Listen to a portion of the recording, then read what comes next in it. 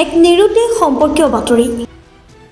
এগৰাকী মহিলাৰ নাম তাৰা চৌধুৰী, বয়স ৩৭ বছৰ।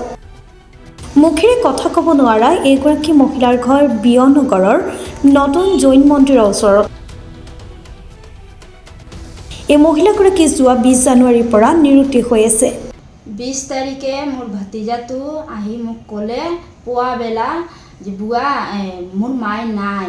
তো মই ভাবিলোঁ যে ক'ৰবাত গেছি আশপাশে, তো অলপ সময় ৰখিলোঁ, তাৰপিছত ক'লোঁ বিচাৰিলোঁ পোৱা নাই।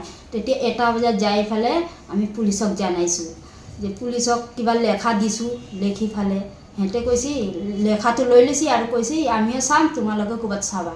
দুধনৈ চাইডত চিধাবাৰী, দুধনৈ ইফালে গাঁও ৬ গাঁও এনেকুৱা বিচাৰি আছে, এতিয়াও বিচাৰি পোৱা নাই। বেঙা আছে, মুখৰ আৱাজ নাই। ইতিমধ্যে পৰিয়ালৰ লোকে মহিলাগৰাকীৰ নিৰুদ্দেশ সম্পৰ্কত বিজয়নগৰ আৰক্ষী চকীত এজাহাৰ দাখিল কৰাৰ লগতে তেওঁলোকেও নিজে বিভিন্ন স্থানত মহিলাগৰাকীক বিচাৰি এতিয়ালৈকে কোনো সুফল পোৱা নাই। যদি কোনোবা সদাশয় ব্যক্তিৰ মুখেৰে মাত মাতিব নোৱাৰা এই দুৰ্ভগীয়া মহিলাগৰাকীৰ সম্ভেদ পায়, তেতিয়াহ'লে স্ক্ৰীনত দিয়া নম্বৰত যেনে তেনে যোগাযোগ কৰিবলৈ বিনম্ৰতাৰে আহ্বান জনাইছে। যোগাযোগ নম্বৰ হৈছে 9957107877।